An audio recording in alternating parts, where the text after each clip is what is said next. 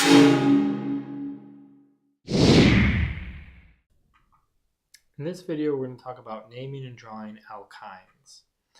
So alkynes are our third type of homologous series, and table Q here. And what makes them different from alkanes is that they are unsaturated, but unlike alkenes, they contain a triple bond rather than a double bond. So they have the general formula CnH2n-2, so you just double the number of carbons and subtract 2, and that will tell you the number of hydrogens. Their suffix is YNE for alkyne, so their suffix is pronounced ines. And here's an example formula question. If an alkane molecule contains 6 carbon atoms, what would be its molecular formula? So the answer is C6H10. So 6 times 2 is 12, minus 2 is 10. So 10 hydrogens if you have 6 carbons. So naming alkynes is no different than alkenes, just they get the suffix "-ine" instead of "-ine. So let's try to name this alkyne here. So I have 2 carbons, so the prefix would be F, and my suffix would be "-ine". Now notice I didn't number it and say 1-ethyne, because all ethynes are 1-ethyne. They're bonded to the first carbon, whether I count from this side or this side. It'd all be 1-ethyne, so no need to number it.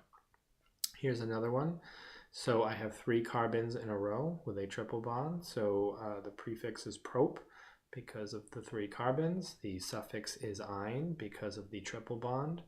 And again, I would not give a number to this triple bond because it doesn't matter if I number from the left, it would be on the first carbon. If I move this triple bond over here, I would have to number from the right and it would still be on the first carbon. So there's no other kind of propyne than 1-propyne. So in those cases, we just don't have a number. Okay, in this one, we will need a number. So let's try to name this. So I have 1, 2, 3, 4, 5 carbons in a row.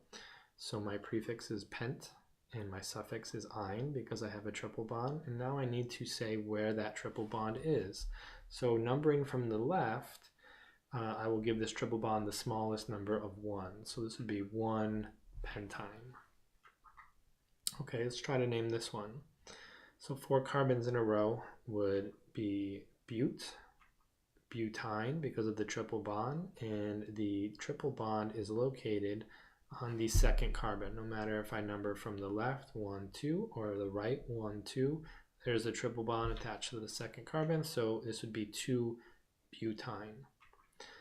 All right, we also need to be able to draw an alkyne from its name. So the name will tell us how many carbons in the longest chain. So hex-ine means I have 6 carbons in a row. 4, 5, 6.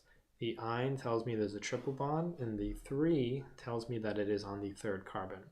So you can count from left to right or right to left. It does not matter, but there is the third carbon or there. So the triple bond is going to go smack dab in the middle. And then we just fill in the rest of the hydrogen. So every carbon has to have 4 bonds on it, either bonded to another carbon or bonded to a hydrogen. So I'll put 3 on the first, then 2. This one here won't get any because it has 1, and it's sharing 1, 2, 3, 4 bonds. So this carbon's octet is happy. Same goes for this carbon. It is sharing 4 bonds or 8 total electrons. Its octet is happy. This one's not, so it will get 1, 2, and this one will get 1, 2, 3. So there is 3-hex-ine. So in summary here, there are 3 categories for hydrocarbons. We've learned the alkanes, alkenes, and alkynes. Alkynes are easy to identify because they have 1 triple bond. Their general formula is right off of table Q. It's CnH2n-2. You need to be able to use that to find the formulas for alkynes. The prefix is the number of carbon atoms in the carbon-carbon chain. The suffix is "-ine" for alkyne. And the rules for naming and drawing them are the same as alkenes. Just remember to give the triple bond the lowest possible number by counting either from the left to the right or the right to the left, whichever one will give that triple bond the lowest possible number. And as always, be sure to check your octets when you're done to make sure that each carbon atom has the correct number of bonds in it.